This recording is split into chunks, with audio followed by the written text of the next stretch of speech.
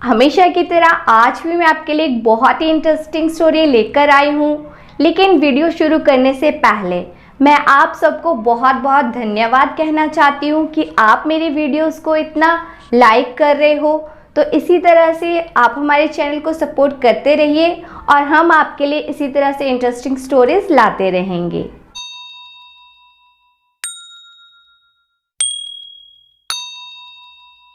एक बार की बात है, एक देश में एक राजा रहता था जिसकी 1600 रानियां थी, पर उनसे उसका बेटा केवल एक ही था। उसका ये बेटा बहुत ही सुंदर था। राजा अपने इस बेटे की शादी किसी ऐसी राजकुमारी से करना चाहता था जो उसके बेटे जैसी ही सुंदर हो। इत्तेफाक से एक और राजा था, उसकी भी 1600 रानियां थी और एक बेटी थी। उसकी बेटी भी राजकुमार जितनी ही सुंदर थी। उस राजा की भी उतनी ही इज्जत थी जितनी इसकी। जिस राजा के लड़का था, उस राजा के पास एक बहुत ही अक्लमंद और वफादार तोता था। राजा उससे बहुत सारे मामलों में सलाह लिया करता था और उसकी सलाह वह मानता भी था।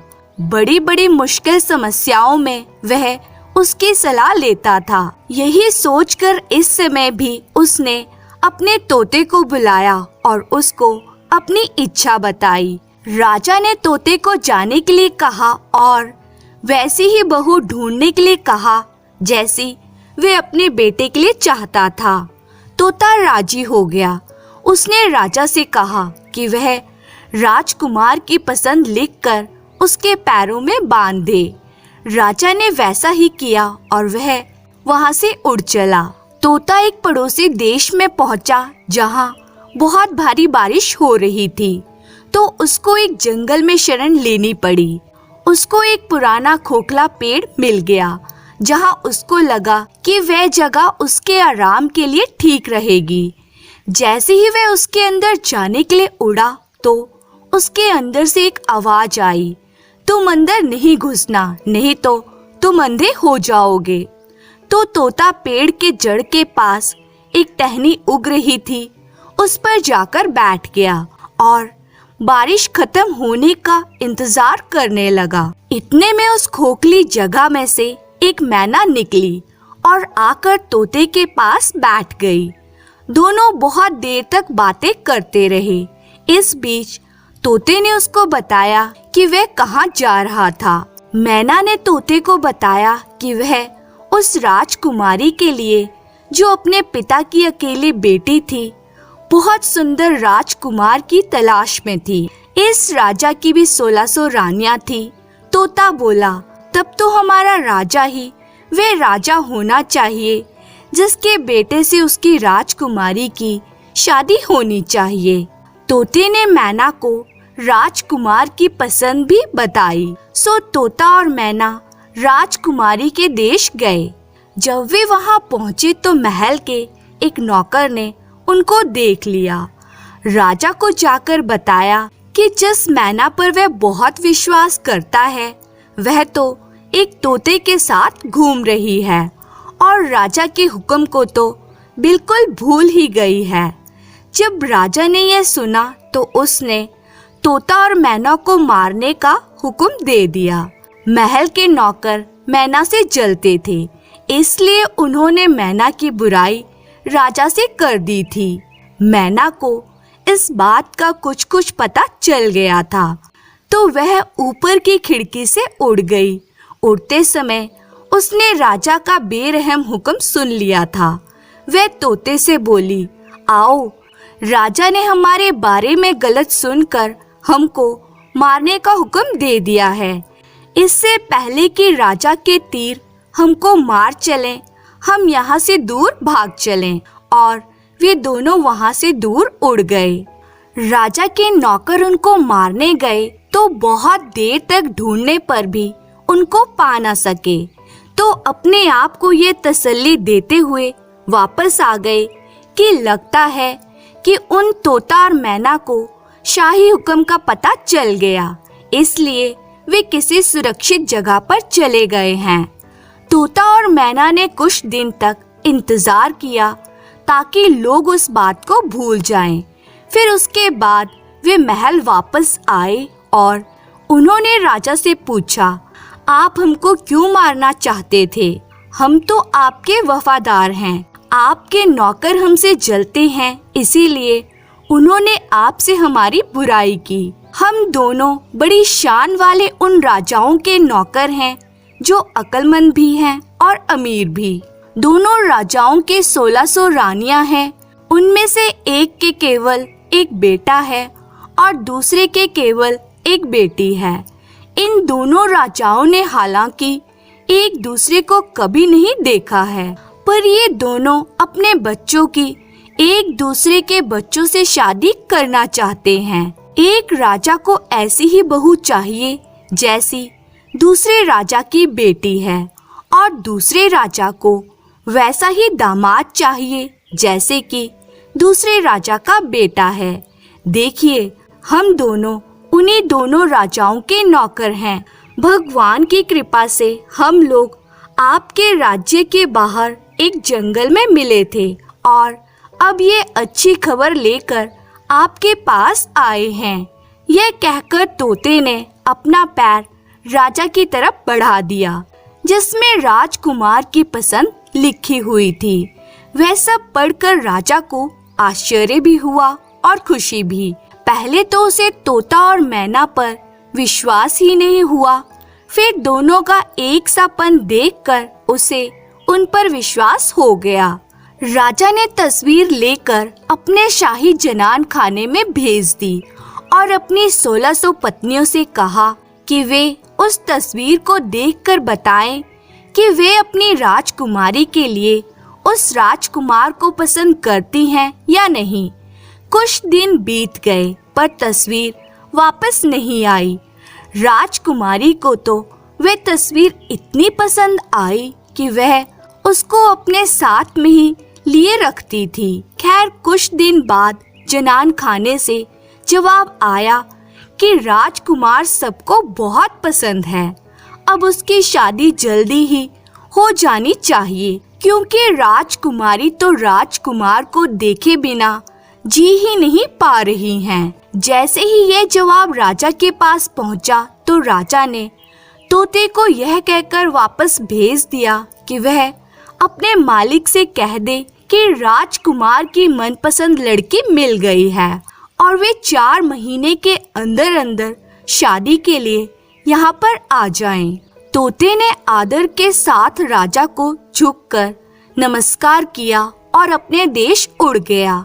अपने देश पहुंचकर उसने राजा को अपनी यात्रा की सफलता के बारे में बताया।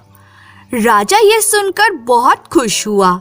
उसने तुरंत ही इस शानदार मौके को शानदार तरीके से मनाने का हुक्म दे दिया। राजकुमार के लिए सबसे कीमती और बढ़िया कपड़े बनवाए गए, घोड़ों के लिए बहुत शानदार जीन बनवाई गईं, सिपाहियों के लिए भी नए और बढ़िया कपड़े बनवाए गए।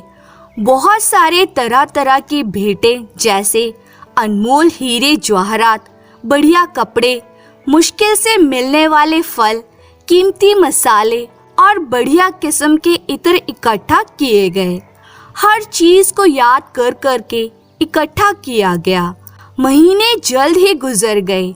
इतनी तैयारियों में समय कब निकल गया पता ही नहीं चला। पर अफसोस, शादी के कुछ दिन पहले ही राजकुमार का पिता बीमार पड़ा और मर गया।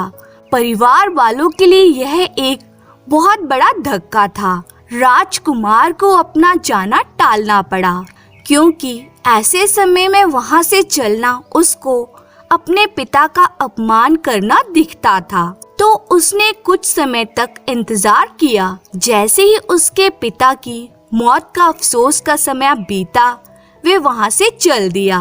तोते ने उसको रास्ता दिखाया। राजकुमारी का देश कोई बहुत दूर नहीं था, तो वे जल्द ही वहां पहुंच गए। राजकुमार ने अपना डेरा महल के पास वाले बगीचे में डाल दिया। अगर राजकुमार उस बगीचे में ना घुसा होता तो अच्छा होता, क्योंकि वहां उसका तोता मर गया।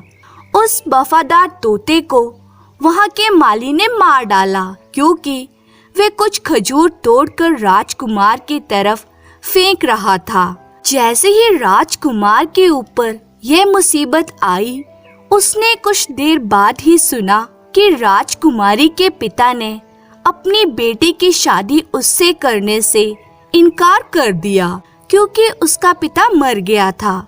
बगीचे में डेरा डालने के कुछ दिन बाद ही राजकुमारी बाहर सैर करने के लिए अपनी पालकी में जा रही थी कि इत्तेफाक से वे उसी रास्ते से गुजरी जिस रास्ते पर वह बगीचा था।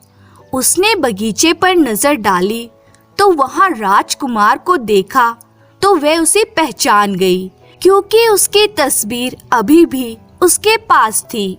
राजकुमारी ने उस समय तो राजकुमार से कुछ नहीं कहा और अपनी पालकी ढोने वाले सिपाहियों को वापस महल भेज दिया। राजकुमारी को अपना प्रेमी मिल गया था। उसी समय से राजकुमारी को सब कुछ बहुत अच्छा लगने लगा। शाम को खाने के समय राजकुमारी ने अपने खाने में से आधा खाना खाया और बचा हुआ आधा खाना राजकुमार की तस्वीर के साथ राजकुमार को भेज दिया। उसने अपनी नौकरानियों से कहा कि वह राजकुमार से कहे कि वह उसे खा ले, और अगर वह ना खाए तो उसमें अपनी उंगली घुसा दे। नौकरानी ने वैसा ही किया। राजकुमार ने खाना नहीं खाया तो नौकरानी ने उसको खाने के प्लेट में उंगली घुसाने के लिए कहा। जब उसने प्लेट में रखे चावल में अपनी उंगली घुसाई तो वहाँ उसको अपनी तस्वीर मिली। उसने सोचा कि राजकुमारी तो मुझे बहुत प्यार करती है। ऐसा सोचकर उसने अपने हाथ पोंछे एक चिट्ठी राजकुमारी के नाम लिखी और उसे नौकरानी को देकर वापस भेज दिया। जब राजकुमारी ने वह चिट्ठी पढ़ी तो उसके मन में राजकुमार से मिलने की इच्छा जोर पकड़ने लगी। उसने आधी रात को अपना घोड़ा तैयार करवाया, अशर्फियों से भरा एक थैला लिया और उस बगीचे की तरफ चल दी जहाँ राजकुमार ठहरा हुआ था। राजकुमार तो उसको देखकर आश्चर्य में पड़ गया। राजकुमारी बोली, तुम आश्चर्य में मत पड़ो, मैं तुम्हें बहुत प्यार करती हूँ और इसीलिए मैं छिपकर तुम्हारे पास आई हूँ। मेरे पिता तुमसे मेरी शादी की इजाजत नहीं देंगे। चलो अपना घोड़ा तैयार कर लो और मुझे अपने साथ अपने देश ले चलो, वहाँ हमारा कोई कुछ नहीं बिगाड़ सकेगा। तो दोनों घोड़े पर सवार होकर राजा से बाहर की तरफ चल दिए। उस रात राजकुमार और राजकुमारी किसी दूसरी जगह चले गए। यहाँ राजकुमारी की जान बहुत बड़े खतरे में थी। इस जगह एक जादूगरनी रहती थी। उसके एक बेटी थी। जैसे ही उसकी बेटी ने राजकुमार को देखा तो वे उससे प्रेम कर बैठी और उससे शादी करना चाहती थी। इसके लिए उसने एक तरकीब सोची। उसने अपनी माँ से राजकुमार और राजकुमारी को अपने घर खाने के लिए बुलाने के लिए कहा। जादूगरनी ने उन दोनों को अपने घर खाने के लिए बुलाया। जब राजकुमार उनके घर के कमरे में देख रहा था तो जादूगरनी ने उसके गले में रस्सी का फंदा डाला और उसको एक भैंसे में बदल दिया। सारा दिन वह भैंसा जादूगरनी की बेटी के पीछे पीछे घूमता रहा। जहाँ वे जाती वे उसके पीछे जाता। रात को वे उसके गले से रस्सी का फंदा निकाल देती तो वे राजकुमार बन जाता और वहीं रहता। इस तरह कई दिन बीत गए। राजकुमारी बहुत दुखी थी। उसको पता ही नहीं था कि उसके साथ क्या हुआ है। कभी वे सोचती कि राजकुमार ने उसे छोड़ दिया, कभी वे सोचती शायद उसका कत्ल हो गया है। जब वे और न सह सकी तो उसने एक आदमी का रूप रखा और उस देश के राजा के पास गई और उससे कोई काम मांगा। राजा उसकी शक्ल सूरत और बोलने के ढंग से बहुत प्रभावित हुआ, तो राजा ने उसको अपना कोतवाल रख लिया। राजकुमारी को राजकुमार के बारे में कुछ पता ना चल सका।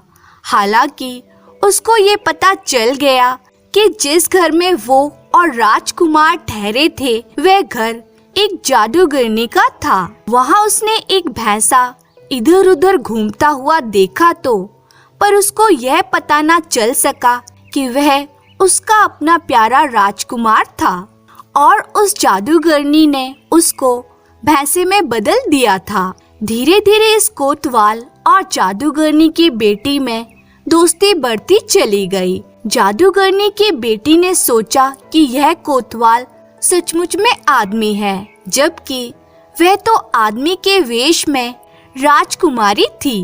वह कोतवाल को चाहने लगी और उसने उसको कई भेंटें दी। इन भेंटों में से एक ऐसा कपड़ा भी था जैसा पहले कभी किसी ने देखा ना था। राजकुमारी ने ये कपड़ा लाकर अपनी एक खिड़की में टांग दिया। एक सुबह महल का एक नौकर उस खिड़की के नीचे से गुजरा जिसमें कोतवाल ने ये कपड़ा टांग रखा था। वह नौकर उस कपड़े के रंग और उसकी बनावट देखकर दंग रह गया। घर आकर वे रानी से मिलने गया और जो कुछ उसने देखा था वह सब उसको बताया। रानी को भी उस सुंदर कपड़े को देखने की इच्छा हो गई, तो उसने राजा से प्रार्थना की कि वह उस कोतवाल को बुलाए और उसमें से कुछ कपड़ा उसके लिए मंगवा कर दे। राजा ने ऐसा ही किया तो कोतवाल ने उसको सारा का सारा कपड़ा ही भेज दिया जो उसके पास था। जब रानी ने उसको देखा तो वह उसको इतना अच्छा लगा कि उसने राजा से कहा कि वह कोतवाल से कहे कि वह उसको वैसा ही कपड़ा और लाकर दे। जब राजा ने रानी का हुक्म कोतवाल को सुनाया तो उसने कहा कि यह काम जरा मुश्किल है, पर वह अपनी पूरी कोशिश करेगा। राजा के महल से वह सीधा जादूगरनी के घर गया और उससे वैसा ही कपड़ा और मांगा। जादूगरनी ने कहा कि अफसोस वह इसमें उसकी कोई सहायता नहीं कर सकती। उसका एक भाई है, वह भी जादूगर है। बहुत दिनों पहले वह किसी दूसरे देश चला गया था, उसी ने उसको ये कपड़ा भेजा था। कोतवाल ने कहा कि वे अपने भाई को लिखे कि वे वैसा ही कपड़ा और भेज दे। जादूगरनी ने कहा कि वह ये नहीं कर सकती, क्योंकि जहाँ वे गया है वहाँ के सारे आदमियों को उसने खा लिया है और अब वहाँ उसके और शेरों के अलावा और कोई नहीं रहता। इस तरह से जो कोई भी वहाँ जाता है तो शेर उसको खा जाते हैं। इस तरह से वहाँ कई लोगों की जानें जा चुकी हैं। ऐसे में मैं कैसे किसी को वहाँ भेज सकती हूँ? ऐसे खतरे वाले काम के लिए मैं वहाँ किसी को नहीं भेज सकती। कोतवाल बोला, अच्छा तो तुम मुझे बस ये बता दो कि तुम्हारा भाई कहाँ रहता है, मैं वहाँ जाऊंगा और उससे कपड़े लेकर आऊंगा, क्योंकि मुझे तो उसके पास जाना ही है, नहीं तो राजा मेरी जान ले लेंगे। जब तक कि मैं वह कपड़ा लेकर नहीं आता मैं तो यहाँ भी सुरक्षित नहीं हूँ। इसलिए तुम मुझे बताओ कि तुम्हारा भाई कहाँ रहता है, मैं उसके पास जाकर उससे मिलूंगा और कपड़ा लेकर आऊंगा। जादूगरनी बोली, ठहरो, अगर तुम्हारी यही हालत है तो मैं तुम्हारी सहायता अवश्य करूंगी। मेरे पास मिट्टी का एक छोटा सा बर्तन है जिससे मेरे भाई की जिंदगी बंधी है। जब तक यह बर्तन मेरे पास सुरक्षित है तब तक मेरा भाई भी सुरक्षित है, पर जैसे ही ये बर्तन टूटेगा तो मेरा भाई मर जाएगा। मैं अपनी बेटी के खातिर इस बर्तन को तोड़ दूंगी, क्योंकि मेरी बेटी तुमको बहुत प्यार करती है। ऐसा कहकर उसने मिट्टी का वह बर्तन जमीन पर मारकर तोड़ दिया और बोली, जाओ अब तुम निडर होकर जाओ, अब तुम्हें कोई डर नहीं है। वहाँ के शेर अब आदमियों को नहीं खा पाएंगे। जाओ, भगवान तुम्हें सुखी और धनवान बनाए। जादूगरनी ने तो ये सोचा ही नहीं था कि यह कोतवाल राजकुमारी है, उस राजकुमार की होने वाली पत्नी, जिसको उसने भैंसा बनाकर रखा हुआ है। अगली सुबह राजकुमारी ने थोड़े से सिपाही लिए, राजा से जाने की इजाजत मांगी और अपने काम पर चल दी। उस देश में पहुंचकर उसने तुरंत ही जादूगर का घर ढूंढा, जो उसे जल्द ही मिल गया। उसके घर में वैसे कपड़ों के बहुत सारे ढेर लगे हुए थे। इनके अलावा वहां और भी बहुत सारा खजाना था। राजकुमारी ने उसका वे सारा कपड़ा और खजाना लिया और राजा के महल की तरफ लौट चली। राजा उसके इस काम से इतना खुश हुआ कि उसने उसको बहुत सारी भेंटें दी और उसको अपना उत्तराधिकारी घोषित कर दिया। कुछ साल गुजरे, राजा मर गया। अब वे कोतवाल उस राज्य पर राज कर रहा था। उसको कुछ पता चल गया था कि राजकुमार को क्या हुआ था, तो उसने अपने राज्य भर के सारे भैंसों को अपने सामने पेश होने का हुक्म दिया। सारे भैंसे एक जगह आकर इकट्ठे हुए। राजकुमारी ने खुद उन सब की जांच की। वे उनसे बोली, पर उनमें से किसी भी भैंसे ने उसकी बात का जवाब नहीं दिया और ना उसको पहचाना। फिर उसने अपने कुछ सिपाहियों को हुक्म दिया कि वे लोग पूरे राज्य में जाकर देखें कि किसने उसके हुक्म को नहीं माना। सिपाही जब जादूगरनी के घर आए तो उन्होंने देखा कि उसने अपना भैंसा राजा के पास नहीं भेजा था। उन्होंने भैंसे को रस्सी से पकड़ा और राजा के पास ले गए। जादूगरनी ने उसकी जादुई रस्सी को अपने हाथ में पकड़े रखने की बहुत कोशिश की, पर सब बेकार। सिपाही भैंसे को रस्सी से पकड़कर जादूगरनी से दूर ले गए। राजा ने देखा कि उसके भेजे हुए सिपाही एक भैंसा पकड़कर ला रहे हैं, तो वह उनसे मिलने के लिए आगे तक आई कि लो, भैंसे की रस्सी तो अचानक टूट गई और उसकी जगह एक सुंदर राजकुमार खड़ा था। राजकुमारी बोली, यकीनन यह जादूगरनी तो बहुत ही नीच औरत है। इसको इस दुनिया में रहने का कोई हक नहीं है। कल सुबह इसको मार दिया जाए और राजकुमार को हमारे महल में ठहराया जाए। राजा यानी राजकुमारी ने अपनी सच्चाई राजकुमार को बताई। फिर उसने अपनी जनता को बुलाया और उनसे कहा, देखो, तुम्हारा राजा एक स्त्री है। इस वेश बदलने का मेरा उद्देश्य अपने राजकुमार को ढूंढना था। मेरा उद्देश्य अब पूरा हो चुका है, इसलिए अब तुम लोग राजकुमार को अपना राजा और मुझे अपनी रानी मान लो। लोगों ने उनको अपना राजा और रानी मान लिया और फिर सब खुशी खुशी रहने लगे। धन्यवाद।